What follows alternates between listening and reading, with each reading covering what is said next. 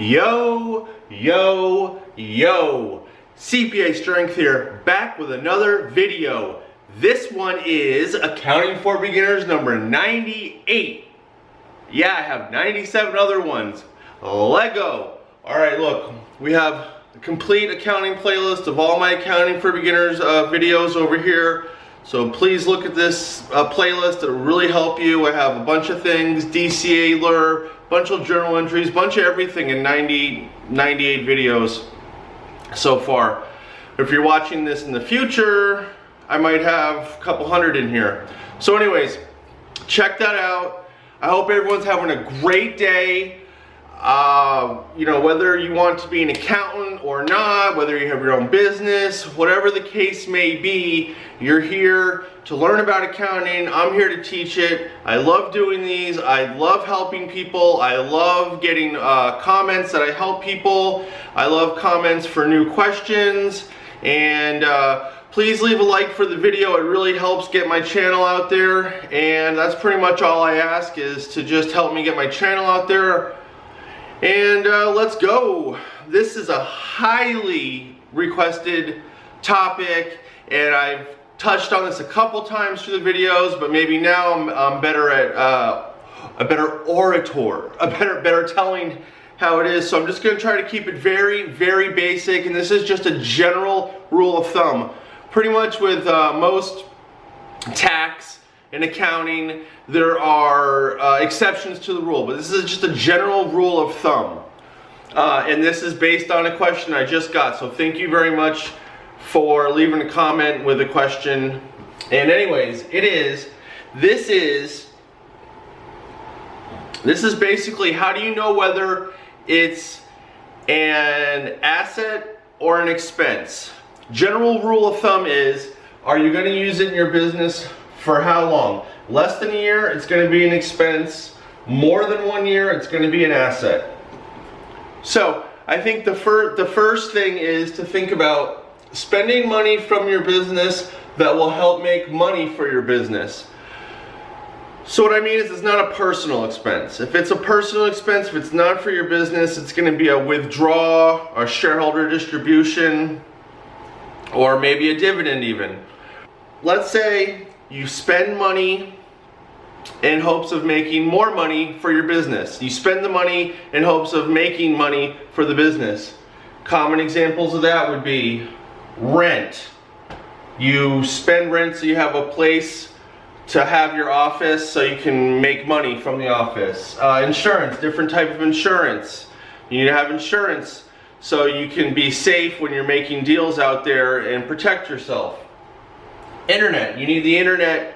You need the internet so you can search the web and have web, you need the internet for your business. You're going to use the internet for your business. You buy a vehicle so you can go, maybe you have a delivery service or something, so you're buying that vehicle so you can deliver goods and make money. Office furniture for your office. You need that so you have a place to sit for you and your clients, so you can make money. Computer. Well, you got internet, so you need a computer. You need a computer to do everything these days. All of these is outgoing money in hopes to make more for your business. It's outgoing money for your business. So we got that established. It's for the business. Now, the general rule of thumb here, so we have that established, it's for your business. General rule of thumb in here is use in business for how long? How long are you going to use it in your business? General rule of thumb, you use it less than 1 year, it's going to be an expense. You use it for more than 1 year, it's going to be an asset. Briefly into, if it's an asset, assets are depreciated. I got a bunch of videos on depreciation, check those out.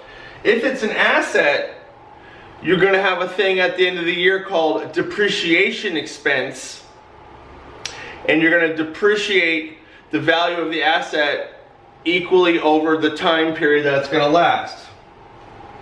Like, you're gonna buy a vehicle, you're gonna have a vehicle for five years in your business, so you're going to take depreciation expense for 5 years. as opposed to, because the whole thing is on an annual basis, you want to match the income with the expenses. And if you spend, you know, $20,000 on a vehicle one year, you're going to have a bunch of expenses. You're going to have a bunch of expenses, and you're still going to be using that in the next years, but you're not going to have, you know, you're not going to have an expense because you've already expensed the whole thing.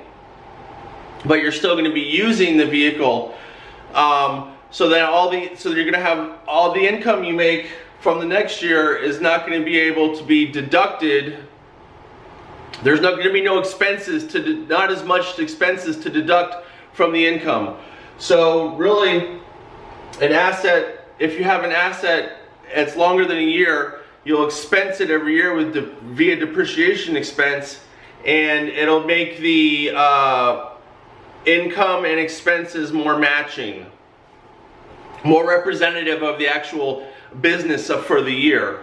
Yeah, I don't want to go too long with this. I probably went longer and explained more than I really wanted to.